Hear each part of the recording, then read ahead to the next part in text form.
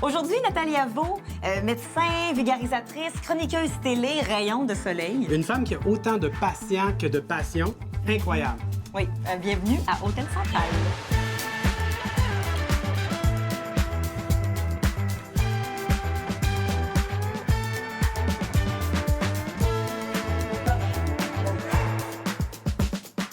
Nathalie Avaux, hey, on a une médecin avec nous. C'est rare, ça existe. Et là, comble de l'ironie, la médecin est malade. Oui, la médecin a ses pompes cachées partout sur le plateau de tournage. On va essayer de se rendre là, à la fin de cette entrevue. Je suis confiant que ça devrait bien aller. On a avec nous une personne encore plus spéciale, pas seulement parce qu'elle est médecin, mais parce que snowboard, longboard, escalade... Tricot. Ben là, je veux dire, elle a fabriqué son chandail. Oui. Oui. Un superbe tricot. C'est une petite vibe entre Laurent Duvernay-Tardy. Hein, c'est ça? On est pas mal dans ce jour-là. Ouais, c'est ça. C'est quand on pense Nathalie Avaux, on pense Laurent Duvernay-Tardy. Ben, je pense que vous avez quand même ce petit côté-là en commun, là, de tout, jusqu'au bout, là. La soif. Ce qui est étonnant, c'est que je veux commencer par m'intéresser à tes parents. Oui. J'ai comme l'impression que ça vient peut-être un peu de là, ça se peut-tu? Ah oui, mon père. Ouais. Je viens d'une famille de curieux, d'intellectuels. En fait, mes parents m'ont toujours dit, nous, on est des intellectuels, on fait pas de sport. Wow! Ce qui est vraiment drôle, quand j'étais petite, j'étais asthmatique, mais il y a personne qui le savait. OK. On m'avait juste collé poche en sport. Non! Héréditairement, génétiquement. Ah, ouais. Puis maintenant, je rentre en médecine. Là, j'écoute le cours de pneumologie. Je veux dire, c'est drôle, ça ressemble aux symptômes que j'ai quand je fais la course navette. Mais je suis allée consulter, finalement, je suis asthmatique. Ah! Donc, j'ai une famille intellectuelle curieuse. Mon père est polyglotte, il parle 7 langues. C'est pour ça que je m'appelle Natalia. Ben c'est ça, c'était une question quand même. Natalia. Natalia. Mais en fait, il étudiait le russe quand ma mère était enceinte. Wow. Puis, il voulait pas m'appeler... mon nom vietnamien, c'est Trocchen, mais bon, ils ont décidé que ce serait pas pratique au Québec. Donc, ils m'ont nommée Natalia. Je suis née à l'hôpital juif. Mon père joue du piano. Mes parents sont informaticiens. OK. Mais ma mère dessine, elle danse. Donc, voilà, ça a toujours fait partie un peu de la vie. C'est donc une influence claire. Visiblement, tes parents, ils t'ont transmis cette fibre-là de l'intérêt, de la curiosité pour absolument plein de trucs. Oui, vraiment, vraiment. Quand je demandais le fille d'aujourd'hui, je recevais une encyclopédie. C'est C'est mes amis me le donnaient.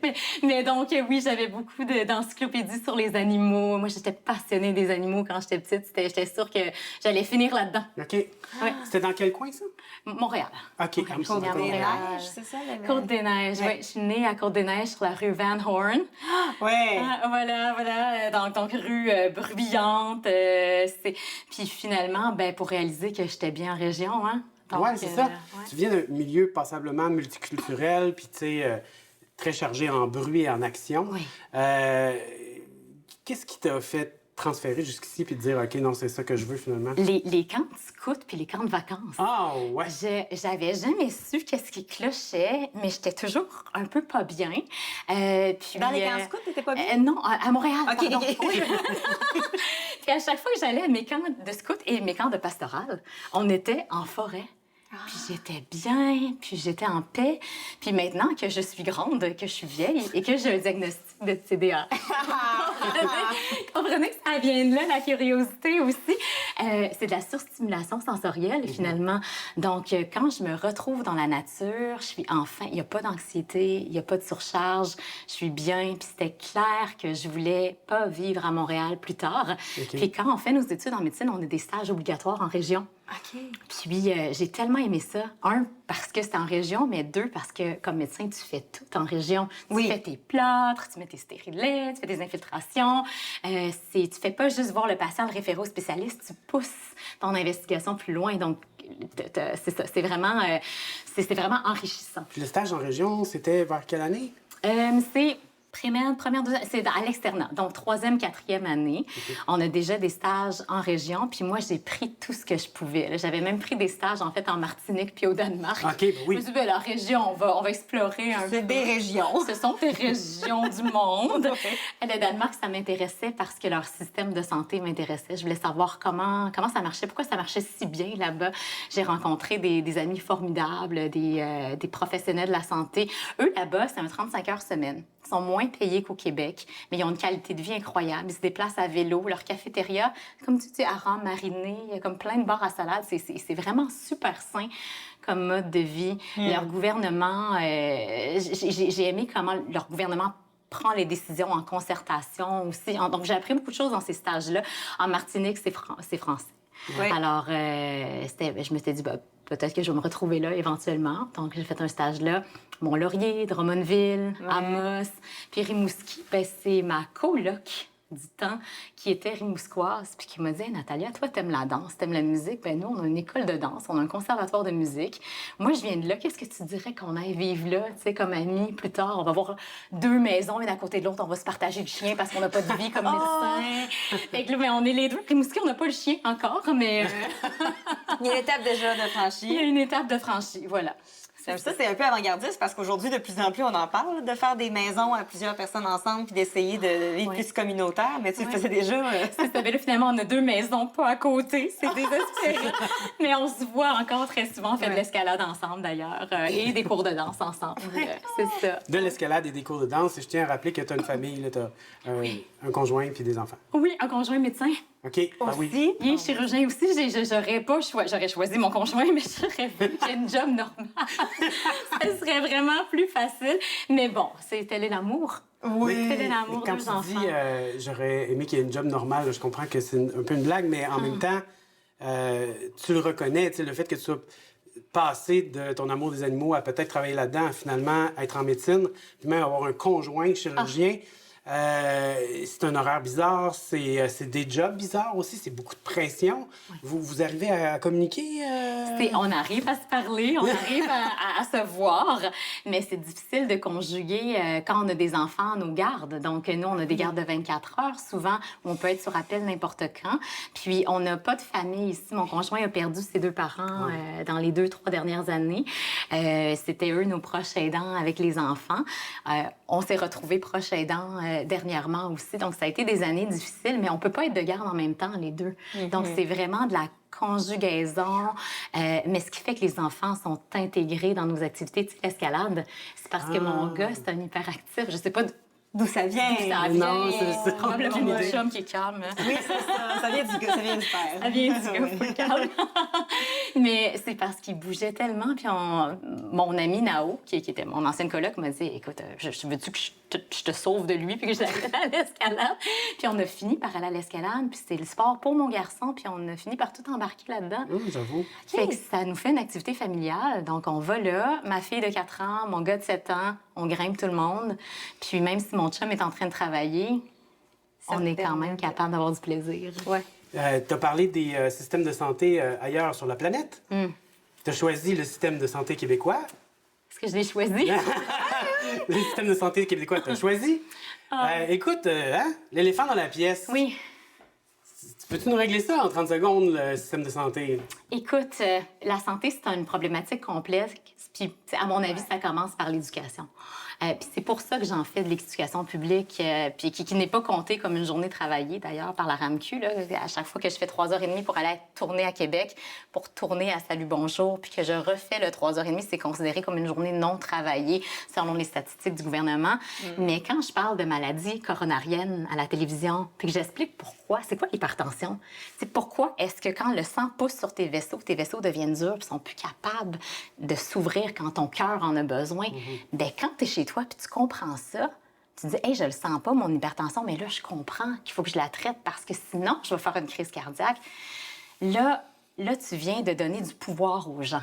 Puis, à mon avis, la priorité, ça devrait toujours être l'éducation. Parce qu'une population qui est éduquée va prendre plus soin de sa santé, va mieux comprendre sa santé. Puis il y a des études qui ont démontré que d'investir dans l'éducation, bien, ça sauve des frais de santé. Fait que, concrètement, comment on met de l'éducation au Québec pour la santé?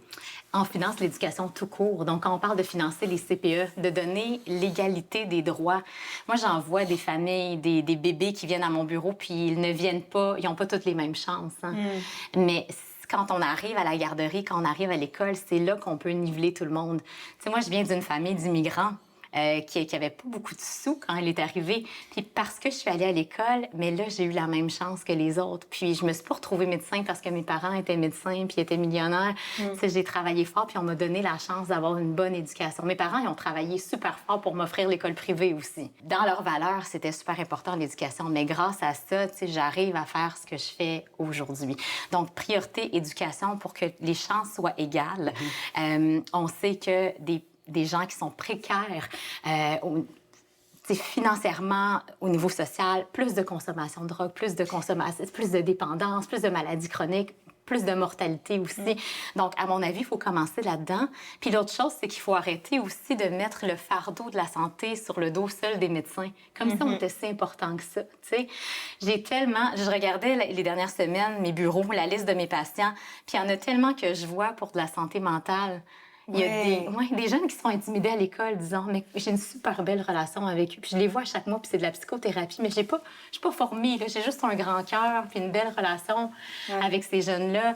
Puis je leur donne des petits trucs que j'ai acquis au fil des années, mais je ne suis pas psychothérapeute. Tu sais. Ils sont où les psychothérapeutes, les psychologues au public? Il y en a beaucoup au privé. Les physiothérapeutes, donc quelqu'un qui se blesse au niveau musculaire. Pourquoi est-ce qu'on a besoin de voir le docteur pour voir un physiothérapeute? C'est un peu bizarre ce que tu viens de me dire là. Pourquoi est-ce qu'on doit voir le médecin? C'est un peu aussi la question qu'on se pose de l'autre côté du miroir. Ouais. Tu sais, il nous arrive quelque chose, quoi que ce soit, puis ça peut être un banal rhume-grippe parce que, tu sais, on n'est pas outillé, puis on connaît pas ça, puis... il faut voir quelqu'un, tu sais. Quelqu'un, c'est pas obligé d'être un médecin. Exact. Mais la façon dont ça fonctionne, c'est ça. Tu sais, premièrement, soit ça te prend un médecin de famille, soit il faut que tu te présentes à l'urgence, mais si tu saignes pas, si t'es pas sur le bord de mourir à l'urgence, il se passera rien là. Fait que, pourquoi c'est comme ça? Ça pourrait pas être une super infirmière, ça pourrait pas être un thérapeute. Les pharmaciens ont déjà plus de pouvoir. Donc, on a octroyé beaucoup de pouvoir aux pharmaciens. Donc, quand tu te blesses, tu te fais un bobo, il va voir ton pharmacien. Tu sais, il va pouvoir te dire, OK, je pense qu'il n'y a pas d'infection, on va essayer une crème antibiotique pour commencer. Les pharmaciens peuvent être vraiment aidants. J'ai encore beaucoup de patients qui viennent me voir parce qu'on commence un nouveau médicament puis ils ont un effet secondaire. Là, je leur dis, t'as-tu pensé demander à ton pharmacien? Il est bien meilleur. Il a fait des études sur ce médicament-là. Il est capable de dire, hey, ça, c'est un effet secondaire fréquent. Il y a toute la littératie pour venir accompagner ce patient-là. Il faut arrêter. Peut-être que dans le temps, les médecins ont voulu prendre une grande place. Je pense que c'est arrivé. Hein, c'est arrivé, à un certain moment donné. Que les médecins refusent. Protéger le droit des médecins. Refuser d'octroyer du pouvoir diagnostique à d'autres professionnels. Il fut un temps où ça, c'est arrivé aussi. Mais je pense que mais là, le maintenant... est arrivé aussi après. Faut réaliser qu'on n'est pas Dieu, là. Il y a vraiment... des cas de CNESST d'entorse lombaire, là, ça peut être les physiothérapeutes. Oui. Clairement, sont meilleurs que moi.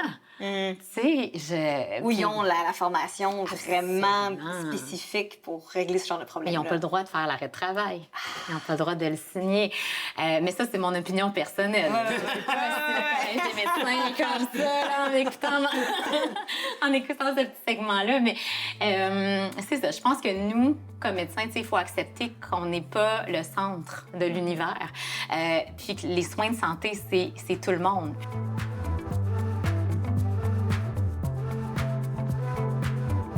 On t'écoute, puis t'es tellement hot, là, OK, qu'on se demande, as-tu des remises en question? Hey, Tu sais, tu parles de la santé mentale chez les jeunes, hein, mais c'est sûr que ta santé mentale, des fois, ça marche ou ça marche pas. C'est ça. Moi, j'ai eu 2022, j'étais en épuisement. Là, une chance que j'avais mon psy.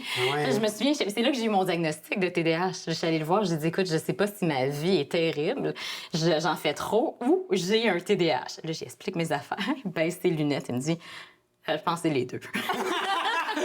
Il est merveilleux. Oui, vraiment. Non, vraiment, vraiment. Donc, oui, ça m'a... Et là, j'ai commencé à être traitée pour mon déficit d'attention. Ouais. À 37 ans. Ouais. Est-ce que, parce que tu devais avoir des outils que tu avais toi-même développés pour gérer ça avant, Oui. qu'est-ce qui a changé? Parce que ça fait pas longtemps, là, 2022, là. Non, C'est ça très fait pas récent. longtemps. Je te dirais que la combinaison d'avoir 2 jeunes enfants, être proche aidant en même temps, avoir 2 systèmes de garde. Donc, moi, je fais de l'hospitalisation, des soins palliatifs, j'enseigne, j'ai presque 700 patients. 700? C'est tout ça.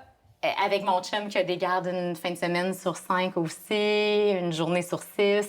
Donc, tout conjuguer ça. Mes trucs, c'était vraiment de l'organisation extrême. OK? Moi, Des chez nous, listes. je suis pas un vrai TDA. Ma maison, ça a l'air d'un magazine. Là. Tout est placé. Il y a des plantes luxuriantes. Les coussins sont à 45 degrés. Mais parce que mon environnement doit être épuré pour que je sois bien. Mais là, les enfants... Les enfants, je pensais tout de suite à ça, ces pauvres enfants. Mon grand, il est pas épuré, là. Ouais, Allô, ouais. Octave, je t'aime. Est-ce qu'il y a son propre endroit où tu lui dis, tu peux faire le bordel là-dedans? Ou Oui, là, il y a un certain point. Tu sais, quand t'es fatigué, c'est ça, moi, il y a une journée, là, je suis surchargée. C'est quoi cette chambre-là? Pourquoi les enfants m'attendent? Je veux m'arranger ça. Mon chum est comme ça, mon fils est comme ça, tout le monde se met à arranger leurs choses. Puis là, à un moment donné, tu sais, c'est ça, je cuisinais. C'est quand je conduisais. Puis mes 2 enfants se sont mis à chanter 2 chansons différentes en même temps. Et là, j'étais plus vraiment capable de discerner le piéton qui travaille. Là, je me suis dit, regarde, il faut que je vais me faire traiter. Là, je peux pas. Puis là, je disais aux enfants, les enfants, qu'est-ce qu'il y a devant? Un stop! Qu'est-ce qu'on fait dans les stops? On ne parle pas! Je dis, ça n'a pas de bon sens de faire vivre ça à tes enfants. Et moi, c'était mon organisation. Là. Alors, les enfants, qu'est-ce qui arrive quand il y a sur ce coin de rue-là? On parle pas. Fait que là, ils savaient que sur ce 4 stop-là, fallait pas qu'ils parlent. Mais là, j'ai dit que je veux pas être une mère comme ça. Puis là, moi aussi, avant d'avoir des enfants, quand je voulais me rappeler de quelque chose, je plaçais mon agenda un peu tout croche. T'sais. Puis là, je savais qu'il fallait que... T'avais tes trucs. Mais là, tout est tout croche. Ah, Ouais. oui! Et là, c'est ça. Puis là, je rentrais, puis c'était toujours, bon, j'accroche mon manteau, j'enlève mes souliers, mon manteau, mon chapeau, je range mes clés toujours dans la même affaire, la boîte à lunch, Ben les ouais. pattes d'ours. Ah ouais. Donc, ça m'a donné la capacité de compenser, entraîne, une gestion rigide, puis entraîne une grande fatigue aussi. Tu sais, à 16 heures, t'es comme ça dans le lit. Ouais. Parce que là, j'ai beaucoup d'énergie, là, mais à 16 heures, je suis quand même comme ça dans le lit.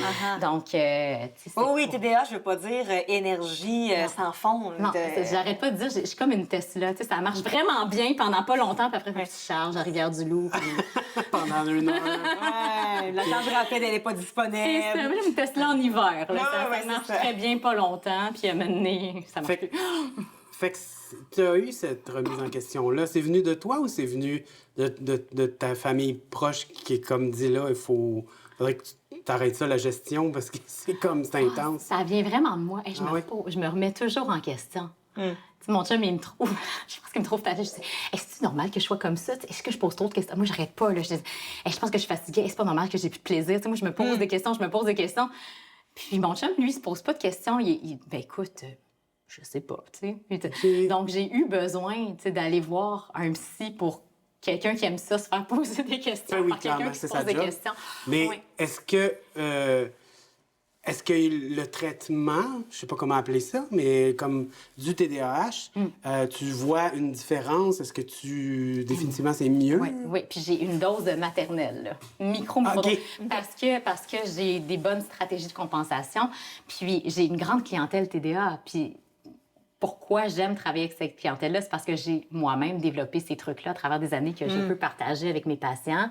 Puis parce que quand j'étais animatrice de camp, c'était la mode dans le temps d'enlever la médication l'été. Ouais.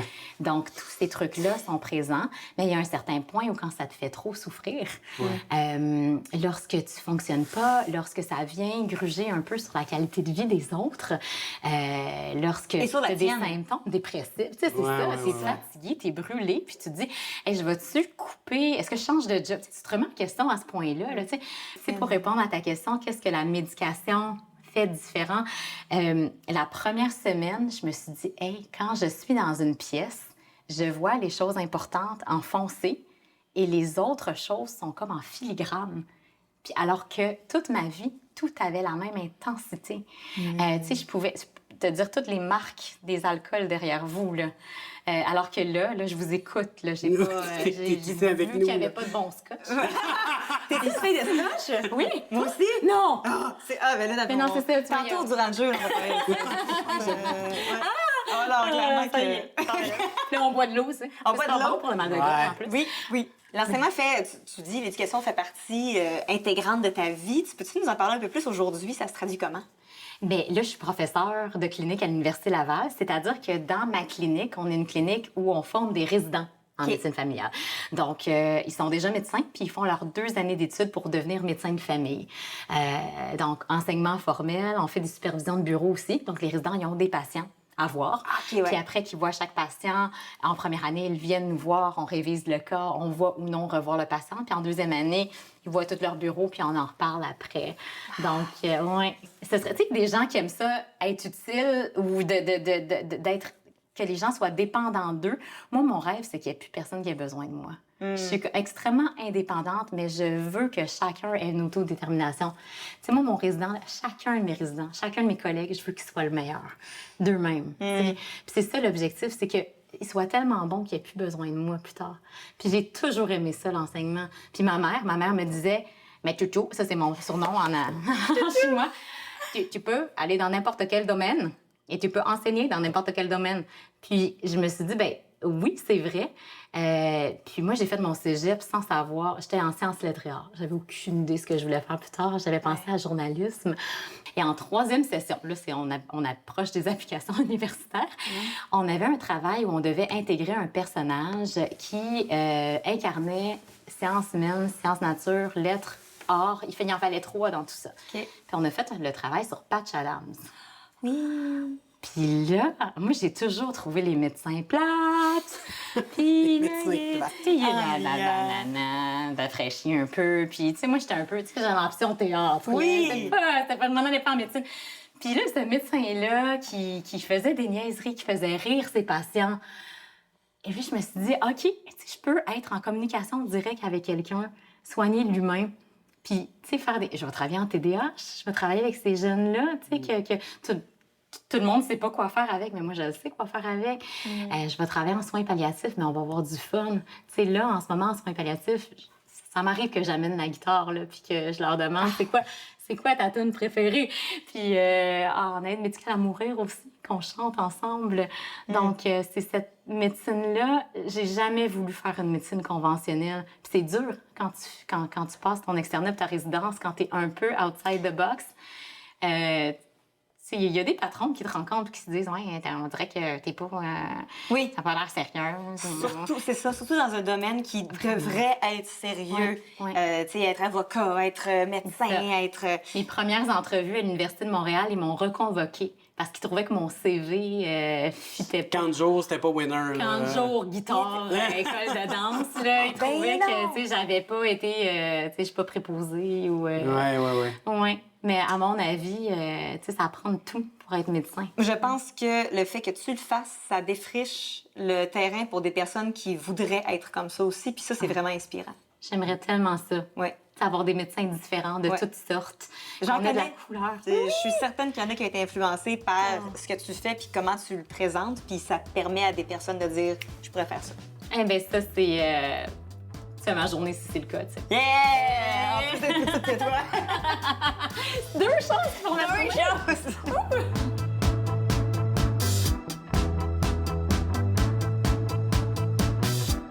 Alors, Natalia, on arrive au segment ludique avec Oui. des petites questions et tu nous as dit que tu étais extrêmement maladroite.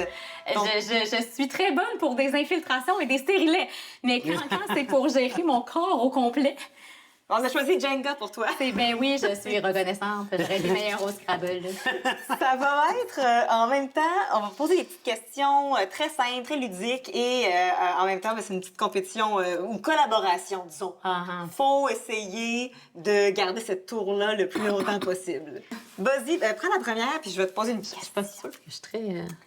Ah ouais. Puis, dans mes règles, là, tu peux te promener toucher à quelques-uns puis voir s'il y en a une qui te... pendant la que tu vois fais pas. ça, si ta personnalité était un plat, un repas, ce serait quoi? Oh non! Là, j'ai pas le choix de toucher à ça. Ben là, tu peux toucher, là. Dès que tu en choisis une, là, tu... Mais là, j'ai déjà... Ça, c'est comme un toucher rectal. Ah, c'est pareil. Ouais, hein? c'est Oui. C'est juste qu'il n'y a pas quelque chose qui sort de l'autre bord d'habitude. Je peux prendre ma langue pour stabiliser. C'est comme... Et là, ça nous laisse la vie facile. Mais on a été gentils parce qu'il y avait une question qui était posée. Il y a une question. Le défi, hein? Non, mais je peux pas faire deux choses en même temps. Donc, si j'étais un plat. Oui, un si plat. j'étais un plat. Moi, Si ma personnalité était un plat. Oui. C'est un plat très mélangé, multiculturel, OK. Une fusion canadienne. fusion africaine. Je me sens, j'adore, j'ai pas parlé d'Afrique, mais j'adore l'Afrique. C'est un genre de, mon Dieu. Pendant que Non, tu réponds. c'est sûr que ce sera Il un faut que plat. tu le mettes sur le dessus. Ah oui, c'est ça, un genre de plat. Je peux-tu être chienne puis faire genre... Oui. Ben oui. OK. Fusion gastronomique crue avec un animal étrange. Comment c'est tout? C'est facile de même. J'ai quand même un don pour le Jenga. Ah, Bon, non, ben, Je mais trouvais là... ça l'an J'adore. dernier. Le pire mauvais coup que tu as déjà fait. Je suis curieuse. Ah, pour vrai, j'en fais pas tant que ça. Oui, mais qu'est-ce que j'ai fait comme mauvais coup? Mon chum en fait plus que moi.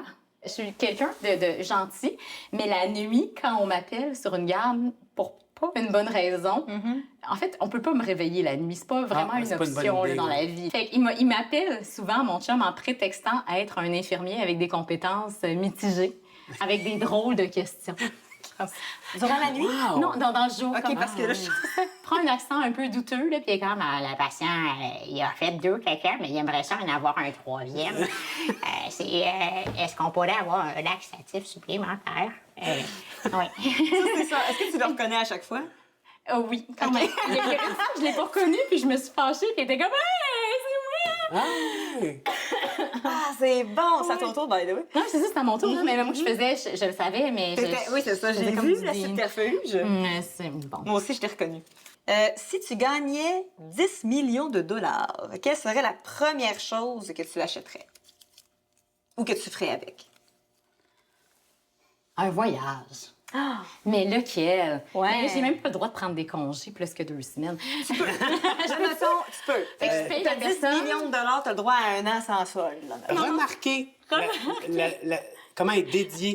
Elle n'a pas dit je gagne 10 millions, je ne suis plus médecin. Non. Je parcours le monde. Ouais. Elle a dit mais je peux juste partir 2 semaines. Oui. Mais non, on s'en fout parce que tu as 10 millions. 10 millions. Mais la bonne nouvelle, c'est qu'il y a des gens comme toi qui vont quand même rester. Tu sais, puis. Ah oui, c'est ça, comme ça, je peux me partir 2 semaines, mais à Tahiti. Ah non, c'est à moi. Ah, Je me ferais un voyage genre d'escalade de roche. Ben ouais. oui. Dans une espèce d'endroit où il y a quelqu'un qui peut nous coacher parce qu'on est quand même Ouais. débutants. Là, Y a-t-il des paysages que tu sais aimerais voir avec Ah, l'escalade? mais tout le monde, on est relativement débutants en escalade. Là, on regarde pour un voyage en Croatie. regarde mal, y a Joe. Mais moi, je pensais que j'étais poche. Eh non, mais Joe, il est un autre Non, moi, je suis à un autre catégorie niveau, de là. poche, Je sais pas si vous avez remarqué que j'ai fait danser le jeu. C'est comme un tour CN, là. Ça... Exact. C'est la tour de Panoramique. Pise. Mais c'est comme ma stratégie en même un temps. restaurant Toi, t'essaies de panoramique. Ben, parce qu'après, vous êtes pogné avec ça, tu sais, si ça marche. Lui, il nous met dans la merde. Mais Sauf que ça Ouais. prenait... tout est sous contrôle. Hein? Faut pas céder à la panique. Contre toute attente, tout va bien. Bon.